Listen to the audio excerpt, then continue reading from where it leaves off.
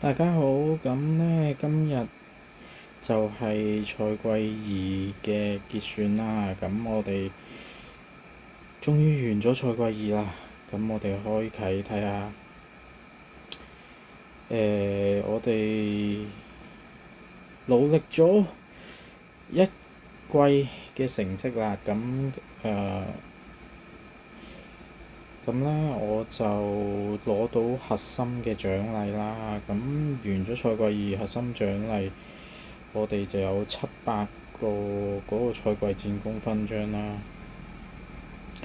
咁啊，仲有其他嗰啲禮物啦，咁都好豐富嘅，有呢個審判之神啦，亦都有呢個榮譽積分嘅獎勵，咁有70000分咁樣。咁呢，我哋呢個聯盟呢就攞第11名啦。咁就其實都算係做得唔錯，不過就爭少少可以攞到10名內咯。咁但係冇辦法，即係始終因為喺成個 server 上邊，我都好老實想講就係、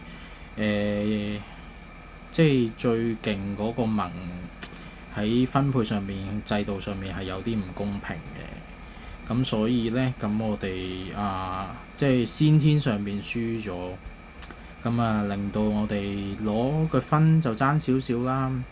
即係其實而家玩到第二季呢，我哋係剩翻4個大盟啦。咁其實大家其實係傾好係會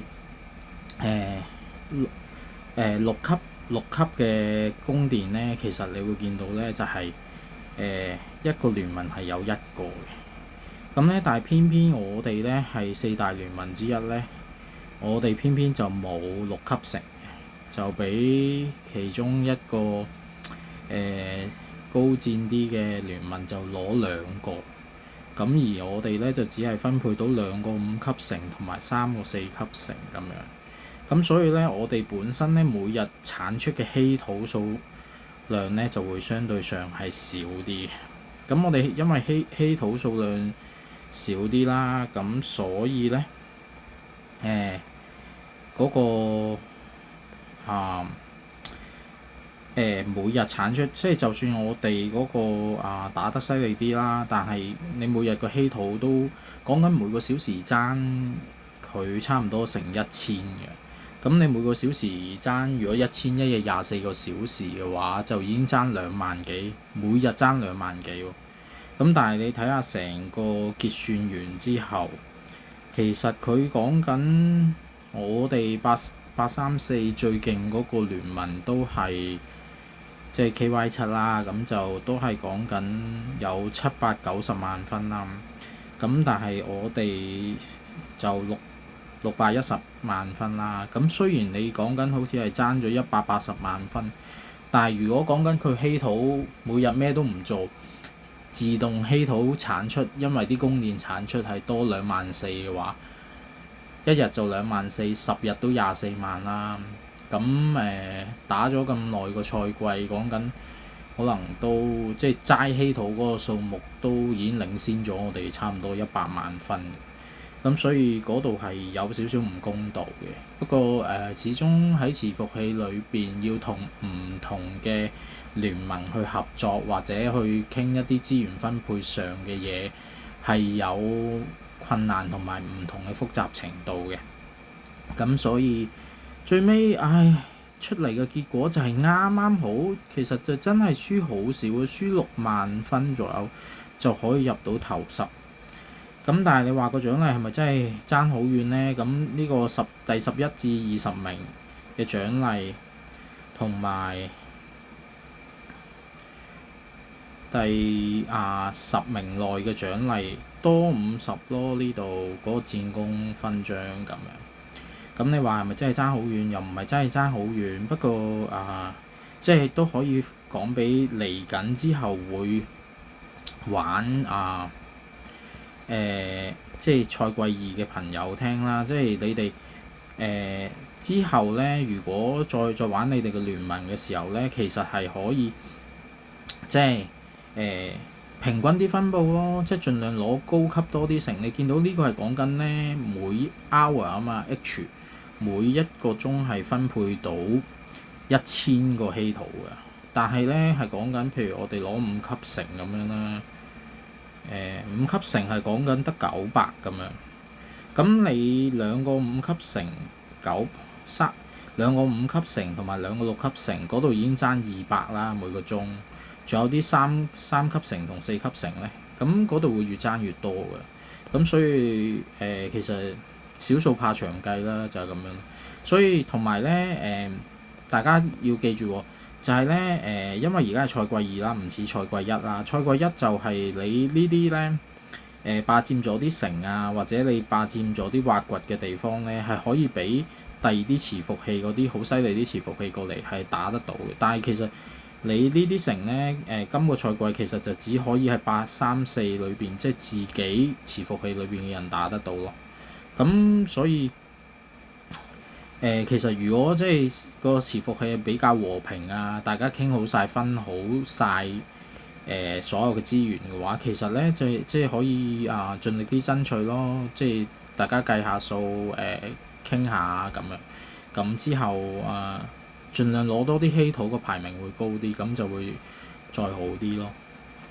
不過呢啲始終玩一隻遊戲牽涉到講緊係一個伺服器裏邊有幾百個人，咁個個人都有唔同嘅意見，冇話邊個啱邊個錯嘅。不過即係純粹就係一句提醒翻大家，就係即係如果可以嘅話，盡量攞高啲嘅城鎮啊或者城池，咁個稀土出產數量會多啲，咁就會贏得輕鬆啲咯。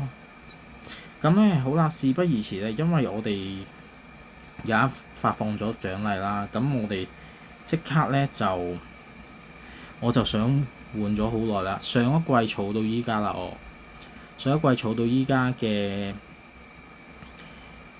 上一季咧我就儲咗450啦，跟住今季就賺咗差唔多1100啦，咁我就可以換到呢個滅世古堡嘅皮膚啦，咁就可以將個基地升級。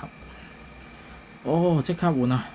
唔等啦，咁等大家睇下換咗末世古堡之後會變成點先。咦？換咗之後係咪要再撳使用先可以用嘅咧？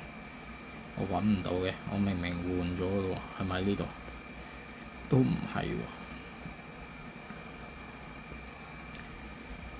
喎，喺呢度使用。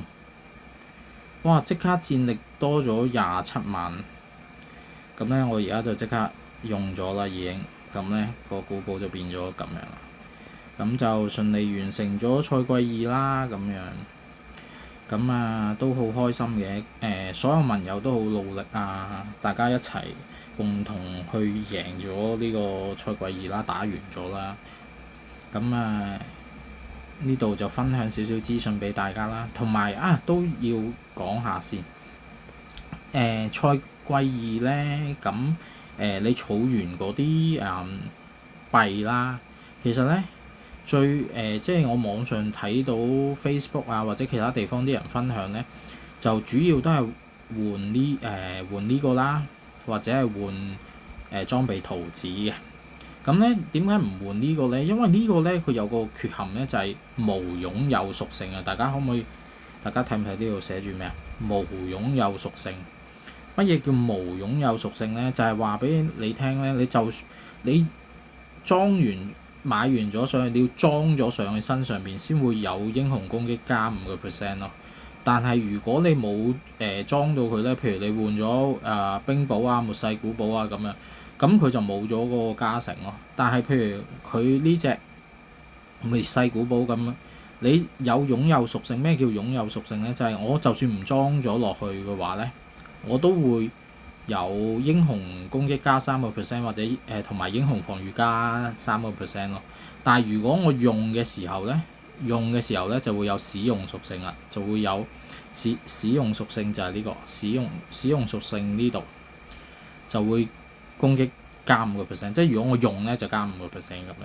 咁所以呢個係會比嗰個統御聖所會更加好用咯。咁所以就寧願儲多少少都換呢個，唔換呢個咯。因為換咗呢個你就要永遠都着住佢先會有嗰個擁有屬性，先用到嗰個加成。但係呢個咧就唔使嘅。咁咧另外如果真係個幣你哋好犀利啦，入到啲好強嘅聯盟啊，或者本身係好犀利嘅玩家，咁你賺到嘅幣好多嘅話，咁啊建議換下裝備圖紙啦。其實審判之神呢啲都可以換嘅，即係只不過我個人去選擇嘅話，我會換裝備圖紙咯。